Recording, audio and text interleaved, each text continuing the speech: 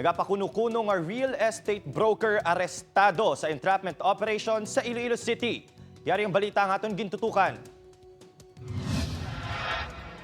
Dakop sa mga katapos ng Criminal Investigation and Detection Group ang 24 anyos nga si Melvin Daradara nga residente sa Barangay Dayao, Rojas City, Capiz. Si Daradara ang ginreklamo sang pila ka individual sa talatapan sang CIDG sang pagpanunto pinaagi sa pagbaligya sang duta sa Gimaras sa balor nga 120,000 pesos sa tag sa 200 square meters. Matapos nga makahatag sang kwartang iya mga kliyente, nagapangindulaan ini.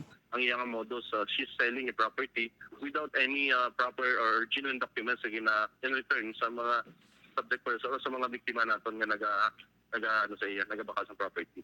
Nagapakilala ini nga lehitimo nga real estate broker sang isa ka kumpanya. She have already a background in terms of transactions sa mga lupa kay dati siyang employee sa isa ka real estate company based here in Iloilo City.